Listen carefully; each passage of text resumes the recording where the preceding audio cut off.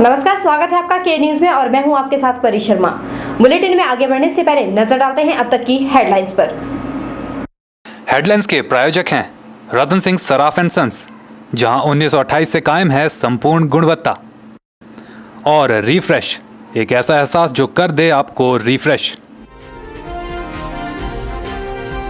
चिंतपूर्णी के एक होटल में 22 वर्षीय युवती की लाश मिलने से सनसनी। होटल में इसके साथ आया युवक फरार, पुलिस जुटी तलाश में। मंडी में रेहड़ी फड़ी वालों पर बरसा नगर परिषद का डंडा, फड़ी वालों का आरोप, बिना चेतावनी उठाया गया सामान, पिटाई का भी लगाया आरोप।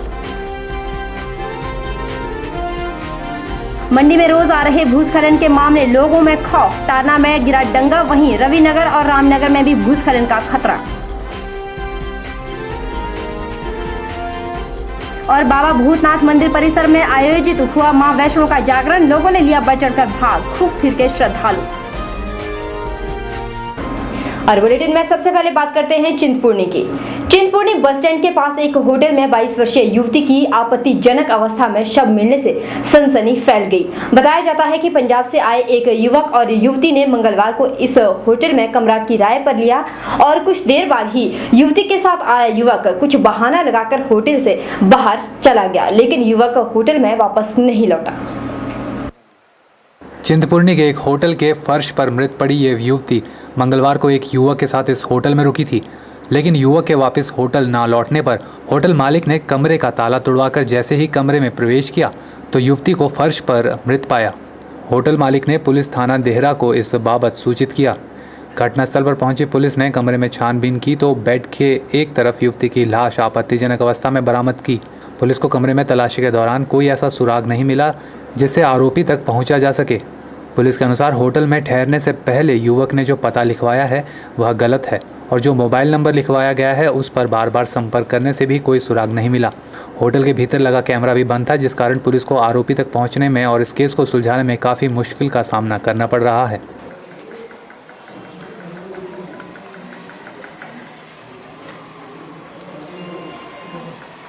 वहीं मौके पर पहुंचे डीएसपी धर्मचंद वर्मा का कहना था कि पुलिस ने इस मामले को लेकर एक टीम पंजाब में भेज दी है और फॉरेंसिक टीम से भी मामले की जांच करवाई जा रही है। शव को पोस्टमार्टम के लिए देहरा हॉस्पिटल भेज दिया गया है।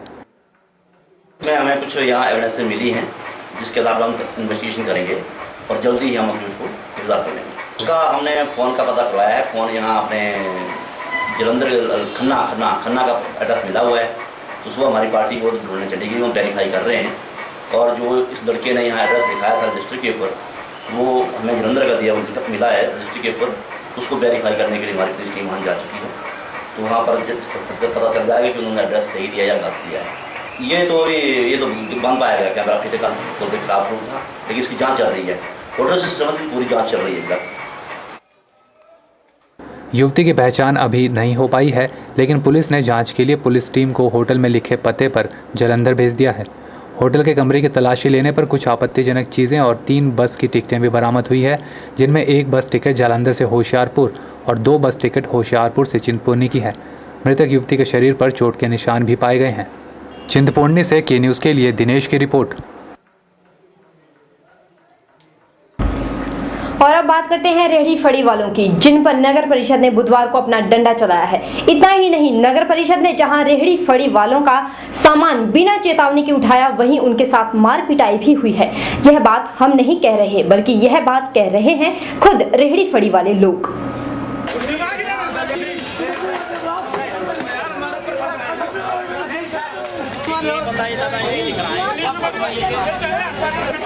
आप अपनी टीवी स्क्रीन पर देख सकते हैं ये तस्वीरें जो बयां कर रही है नगर परिषद की तानाशाही। ये जोर जबरदस्ती हो रही है मंडी के रेहड़ी फड़ी वालों के साथ। ये वो लोग हैं जो फल सब्जी बेचकर अपने परिवार का पेट पालते हैं। आप देख रहे हैं कि किस तरह रेहड़ी फड़ी वालों को यहाँ से खदेड़ा जा रहा है और इन लोगों के साथ हाथापाई भी हो रही है। ये सब इन तस्वीरों में साफ तौर पर देखा जा सकता है। रेहड़ी फड़ी वालों ने आरोप लगाया है कि नगर परिषद ने एक बार नहीं बल्कि कई बार उनके साथ ऐसा बर्ताव बरता है। आज से पहले भी कई बार प्रशासन ने हमारे साथ यही खिलवाड़ किया, और आज भी जब हमारे को पीछे रिंग सेक्टर के बारे में बता रहे थे कि यहाँ रिंग सेक्टर बनना है शेरी परे नए पुल के ऊपर, जब हम नए पुल के ऊपर हमारे को बोला कि 5 रेडियाँ निकालनी है, यहाँ से इनको एडजस्ट करना है, और पीछे से इन्होंने क्या किया कि पीछे से हमारे को उधर के लिए उलझा लिया और इधर इन्होंने पंगा कर लिया। हमारे कुछ एक रेडी फड़ी साथी है, गरीब कहाँ जाएंगे जिनके हाथों से देखो खून फट रहा है इस टाइम, कहाँ जाएंगे ये लोग, कब कैसे कहाँ पट्टी और दवाई दारू कहाँ से लगाएंगे ये लोग, गरीब आदमी है। हम हमारे साथ ऐसे ही उलझते रहेगा प्रशासन तो हम तो फिर जहर खाने के काबिल कर देंगे और क्या करेंगे, और जहर खाएंगे यहाँ सड़क में अपनी खुदकुशी कर लेंगे। लेके गए और सारा आम खिट दिया और मारपीट की हमारे साथ। तो आप क्या चाहते हो प्रशासन से? हम ये चाहते हैं, ये गुंडागर्दी करने आते हैं, पहले हमारे को पहले बोलो, कभी यहाँ बिठाते हैं कभी वहाँ बिठाते हैं, फिर देकर सूचना दिए माल हमारा ले जाते हैं उठा के। रेडी फड़ी वालों की सुने तो वे न सिर्फ नगर परिषद की तानाशाही का शिकार हुए हैं बल्कि उनके साथ मारपीट भी की गई है। वहीं इस बीच CPIM ने भी नगर परिषद का घेराव कर नगर परिषद के खिलाफ अपनी आवाज़ बुलंद की है। और वहाँ जो फड़ी वाले हैं उनके साथ मारपीट शुरू कर देते हैं। दो जो फड़ी वाले हैं उनके बाजू में चोट आई है, उंगली टूट गई है, और बाकी जो सामान है उसको जबरदस्ती वहां से खींच के ले आते हैं। ना उसकी कोई इन्वेंटरी बनाई कि कितना आम लोग ले गए, कितना लीची ले गए, कितना टमाटर ले गए, और जो भी अन्य सामान था उसको सड़क पे बिखेर के वहां आ गए। अभी हमने पुलिस में शिकायत दर्ज की है कि जो ऐसे गुंडे कर्मचारी नगर परिषद ने भर्ती कर रखे हैं, जो बिना जो कानून के जो प्रावधान है उनका समझे हुए, बिना किसी पूर्व सूचना के, बिना किसी कारण के कि वो क्यों उनको वहां से हटाना चाहते हैं। अगर वो हटाना चाहते हैं तो कौन सी उनकी दूसरी जगह देते हैं। कैमरा पर्सन हरिओम के साथ ब्यूरो रिपोर्ट के न्यूज़।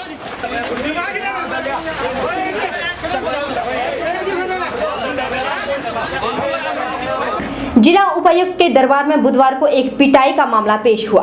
इस पारिवारिक लड़ाई को जिला उपायुक्त ने सुना और कार्यवाही का भरोसा भी दिलाया। शिकायतकर्ता ने आरोप लगाया है कि अन्य परिवार ने शिकायतकर्ता के परिवार के साथ पिटाई की है। क्या है पूरा मामला, आइए सुनते हैं इन्हीं की जुबानी। उसका सारा परिवार हमारे को मारने आ गया और उन्होंने मेरे बेटे को भी दबा दिया नीचे, तो मेरे को भी।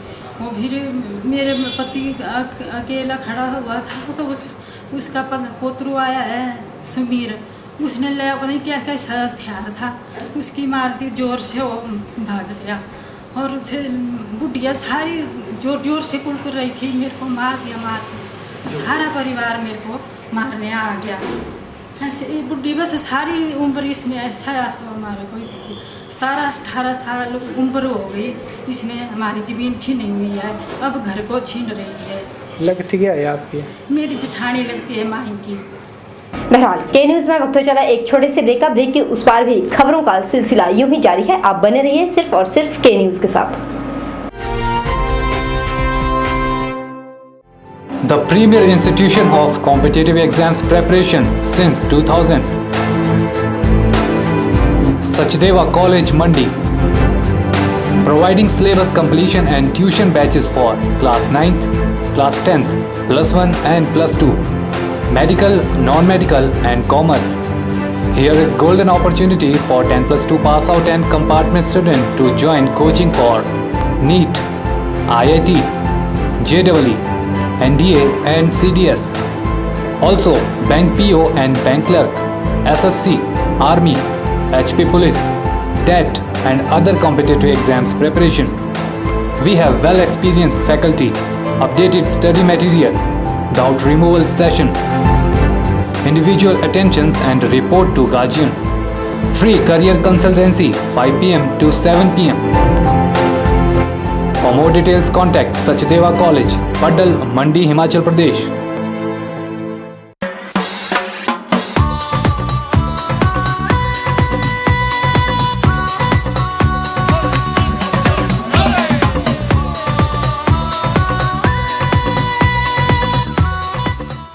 मंडी शहर में न्यू खलियार का निर्माण,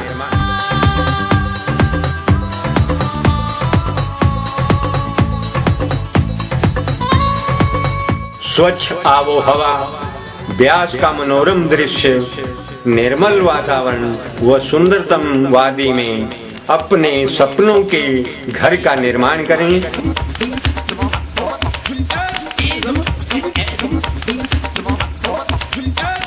सड़क सुविधा संपन्न प्लाट खरीदने के लिए संपर्क सूत्र है 9736158960।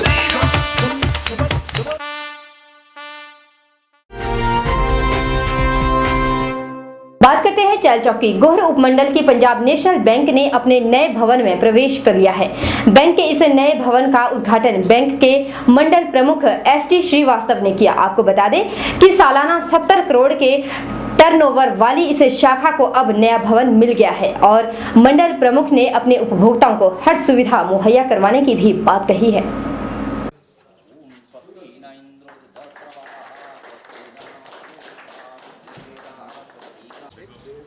बैंक की चैल चौक शाखा के लिए बनाए गए नए भवन का उद्घाटन करने के बाद मंडल प्रमुख SD श्रीवास्तव ने बताया कि बैंक में हर वो सुविधा मुहैया करवाई गई जिसकी आम जनता को ज़रूरत रहती है। साथ ही उन्होंने बताया कि यह शाखा 80 लाख तक का ऋण उपभोक्ता को दे सकती है। हर तरीके की सुविधाओं से लैस ये शाखा हमारे शाखा प्रबंधक श्री BR कपूर के नेतृत्व में चली गई।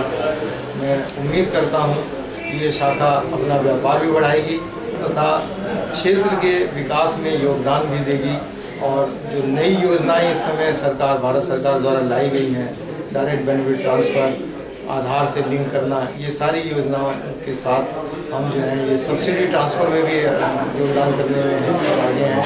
और कृषि ऋण और जितने डिफरेंट टाइप के ऋण हैं, चाहे वो आपका हाउसिंग लोन हो, व्यापारियों के लिए ऋण हो, एजुकेशन लोन हो, हर तरीके के ऋण, हर तरीके की जमा सुविधाओं के साथ ये शाखा हमने नियुक्त की है। वहीं शाखा प्रबंधक ने भी स्थानीय जनता को बैंक की ओर से बेहतरीन सुविधाएं मुहैया करवाए जाने का भरोसा दिलवाया। के न्यूज़ के लिए चैल चौक से संजय ठाकुर की report. Himachal Pradesh senior secondary स्कूलों में कार्यरत स्कूल प्रधानाचार्यों की राज्य स्तरीय बैठक हमीरपुर के बाल सीनियर सेकेंडरी स्कूल में आयोजित की गई, जिसमें 100 से ज्यादा प्रधानाचार्य शरीक हुए। बैठक में सर्वसम्मति से सोलन के विशा स्कूल में कार्यरत डॉक्टर नरेंद्र शर्मा को राज्य अध्यक्ष और कांगड़ा के उपरली कोठी स्कूल के विनोद ठाकुर को राज्य महासचिव चुना गया। Himachal Pradesh senior secondary school प्रधानाचार्य संघ के नवनियुक्त अध्यक्ष डॉक्टर नरेंद्र शर्मा ने कहा कि संघ की मुख्य मांगे हैं कि प्रधानाचार्य की संयुक्त वरिष्ठता सूची बनाई जाए। उन्होंने कहा कि संघ की हर मांग को सरकार के समक्ष रखा जाएगा और उस पर जल्द निर्णय किए जाने के लिए भी सरकार पर दबाव बनाया जाएगा। सभी सदस्यों के सहयोग से संगठन की जो मांगे हैं उनके लिए पुरजोर प्रयास तो जो प्रिंसिपल लेवल के ऊपर जो जॉइंट इंटीग्रेटेड लिस्ट है वो हमारी प्रमुख मांग होगी। उसी के साथ हमारी जो अनोमली है एक ग्रेड को लेकर उसको भी सरकार से टेकअप किया जाएगा। रेगुलेशन का अहम मुद्दा है, वो बात भी सरकार से उठाई जाएगी। संघ की यह आम सभा बैठक चंबा के उप शिक्षा निदेशक विजय ठाकुर की अध्यक्षता में संपन्न हुई, जिसमें हमीरपुर, चंबा, कांगड़ा, मंडी, सोलन, ऊना, बिलासपुर व शिमला जिला से प्रधानाचार्य शरीक हुए। इस पर उपस्थित सदस्यों ने राज्य अध्यक्ष और महासचिव को यह अधिकार दिया कि वह स्वयं राज्य कार्यकारिणी का गठन कर सकते हैं। के न्यूज़ के लिए हमीरपुर से अवरिंदर सिंह की रिपोर्ट। और रुक करते हैं शिमला का। प्रदेश में सफाई का काम करने वाले कर्मचारियों के लिए न्यूनतम वेतन अधिनियम 1948 के तहत अलग श्रम श्रेणी बनाए जाने की मांग को लेकर श्रमिक संगठन सीटू ने शिमला स्थित श्रम आयुक्त कार्यालय के बाहर धरना प्रदर्शन किया। प्रदर्शन में टांडा मेडिकल से आए कर्मचारियों और IGMC से आए कर्मचारियों ने सरकार और श्रम विभाग की श्रम विरोधी नीतियों के खिलाफ जमकर नारेबाजी की। सीटू में प्रदेश में सफाई कर्मचारियों के लिए अलग श्रम श्रेणी बनाने की मांग की है। अपनी इस मांग को लेकर श्रमिक संगठन सीटू के बैनर तले टांडा मेडिकल कॉलेज और IGMC के कर्मचारियों ने शिमला में श्रमायुक्त कार्यालय के बाहर जबरदस्त धरना प्रदर्शन किया और सरकार और श्रम विभाग की मजदूर विरोधी नीतियों के खिलाफ जमकर हल्ला बोला। सीटू राज्य अध्यक्ष जगत राम ने बताया कि सीटू एक लंबे अरसे से सरकार और श्रम विभाग से मांग करती आ रही है कि प्रदेश में सफाई का कार्य करने वाले कर्मचारियों के लिए न्यूनतम वेतन अधिनियम 1948 के तहत अलग श्रम श्रेणी बनाई जाए ताकि इनका वेतन अलग से तय किया जा सके। CI2 बड़े लंबे समय से मांग कर रही है कि हिमाचल प्रदेश के अंदर जो मजदूर शेड्यूल एम्प्लॉयमेंट में जिनको शामिल नहीं किया गया है उनको शामिल करने की मांग बड़े लंबे समय से सरकार से और लेबर डिपार्टमेंट से कर रहे हैं। 2008 के बाद अभी तक जो है हिमाचल प्रदेश की सरकार और श्रम विभाग ने मजदूरों के लिए एम्प्लॉयमेंट शेड्यूल नहीं बनाया, जिस वजह से जो मजदूर है उसका शोषण बड़े पैमाने पर हो रहा है। जो स्किल्ड वर्कर है उसको अनस्किल्ड वर्कर का वेतन भी जो हिमाचल प्रदेश में इंडस्ट्री है या ठेकेदार है वो उसको नहीं दे रहे हैं।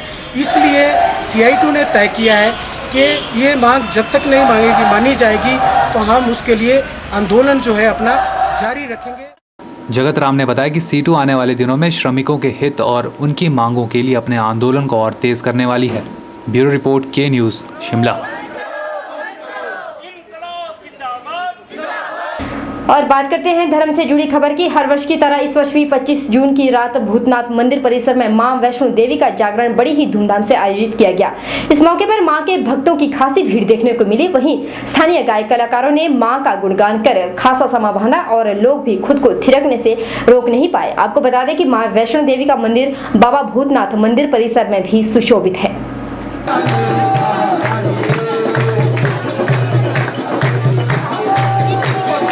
कहते हैं कि अगर मन में सच्ची आस्था और लगन हो तो माँ उनकी सारी इच्छाओं को एक ही पल में पूरा कर देती है, बशर्त आस्था सच्ची होनी चाहिए। सच्ची आस्था के फलस्वरूप छोटी काशी के निवासी के नूतन ने 25 जून की रात को एक विशाल जगराते का आयोजन किया, जिसमें शहर भर के श्रद्धालुओं ने बढ़ चढ़कर भाग लिया। इतना ही नहीं, मां वैष्णो देवी के इस जगराते में जहां पूरी रात लोगों ने भजन कीर्तन किया, वहीं श्रद्धालु मां की भेंटों पर थिरकने से खुद को रोक नहीं पाए।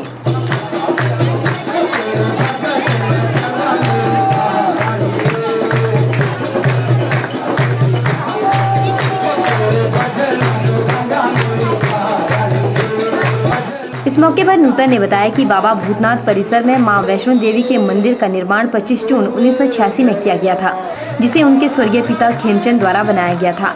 उन्होंने बताया कि तब से लेकर आज तक हर वर्ष इस जागरण का आयोजन इसी श्रद्धा भाव से किया जाता है।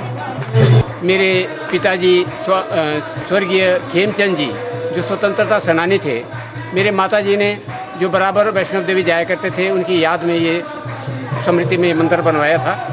और तब से ये बड़ा चमत्कारिक मंदिर है। जो कोई भी भक्त जो कामना लेके आता है सब पूर्ण होती है। मंडी शहर का एक एक बच्चा जानता है और वो बड़ी श्रद्धा के साथ आते हैं हर साल। इसी दिन 25 जून 1986 को इस मंदिर का निर्माण किया गया था और इसी दिन किया गया था। और उसी दिन मूर्ति में जीव आ जाता है और उस जीव के कारण उसको जन्मदिन मनाया गया और वो आज तक हम चला रहे हैं। और सारे शहर की जनता इसमें बड़ी चाव से, बड़ी भक्ति भाव से आती है।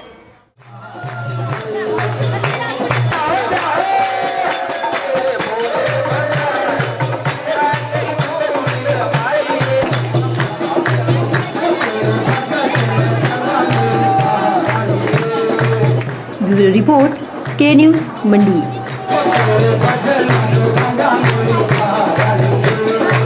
बहरहाल के न्यूज़ में वक्त चला एक और छोटे से ब्रेक। ब्रेक के उस पार भी खबरों का सिलसिला यूं ही जारी है। आप बने रहिए के न्यूज़ के साथ और देखते रहिए के न्यूज़।